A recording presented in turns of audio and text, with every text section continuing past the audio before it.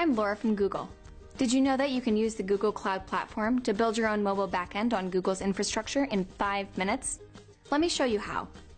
In this tutorial, we'll be building an app that allows a user to shop smart by getting information on products she's looking for at the store she's in, as well as find stores nearby. We'll be using some custom code to wire a basic Android app frontend with an App Engine Cloud backend using Google Cloud endpoints, so the phone can determine customer location and the app can locate nearby stores and allow the customer to get relevant offers and recommendations. Let's get started. I've already installed and configured my IDE with all the right tools and SDKs. First, we're going to create the project for the Android client application and start building the app. We'll create an entity class to define the data structure, generate cloud endpoint classes to give us the backend infrastructure and APIs, and then generate a related client library to make calling the server APIs from our mobile app easy. In our Eclipse project, let's create a new class and name it Check-in. These classes allow for communication between the client and the backend. Click to generate the cloud endpoint class.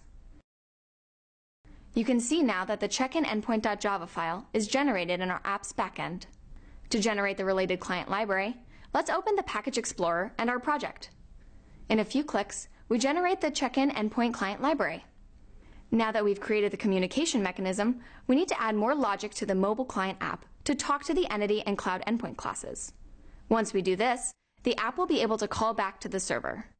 For our app, this means we'll be able to retrieve store information contained in the backend data store. Let's create a new entity class in our app. This will represent places, such as stores, near the customer's current location in real time. Let's create that new class and name it Place.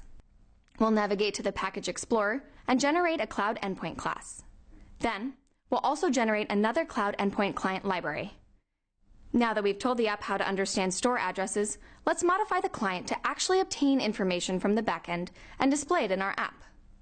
What I'm doing is expanding the mainActivity.java section, where our front-end code is located, and adding in more code, which includes the global results list variable. This contains the information about the store locations obtained from the backend. And now we've got the app infrastructure in place between the client and the mobile backend using Google Cloud endpoints. We just did a lot. We created a bunch of objects and classes, built the infrastructure, wired up the Android app to call back to the server, and got the app to display a list of stores. Next, let's add logic that allows the customer to perform the actual tasks of checking into a place and obtaining information about the sales and offers. First, we need to create the client user interface so users can access the information. Then we can add offers and recommendations logic to the backend and to the client. Let's modify a few files to improve the interface. We replace text view with list view, which contains the code to list nearby places. We add the places list click listener event handler, which helps the client understand user clicks and lets it know when to activate the logic that performs the check-in tasks. Finally, in the onPostExecute method, we create a list adapter to better display the information with icons. Let's now add a few things to the mainActivity.java file to improve the interface even more. We add ActivityMain.xml, which defines the UI layout for buttons and places. We add PlaceItem.xml, which contains information about display format and position. And finally, we add Strings.xml, which contains predefined strings to display when the user might get relevant offers or recommendations. Now that we've created the client user interface, we need to add classes that allow the app to obtain information about offers available and shopping recommendations for each store. We can add the Offer.java entity class and the Recommendation.java entity class, one for gathering offers and one for gathering shopping recommendations.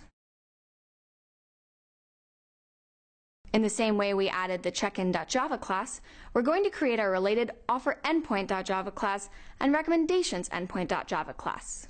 Again, this creates the related client libraries automatically. Finally, we're going to add the logic to the client so that the customer can actually see offers and shopping recommendations displayed. We modify mainActivity.java to add the places list click listener event handler so that when a customer clicks on an item in the list of nearby places, it'll provide offers and recommendations. We're done with all the coding. Let's deploy an instance to see our app live. Check it out. In 5 minutes, we were able to control our Android app by writing custom code to wire the app to Google Cloud endpoints, enhancing the user experience and saving us time. Now, You should go download the code and the tutorial and give it a shot doing it on your own.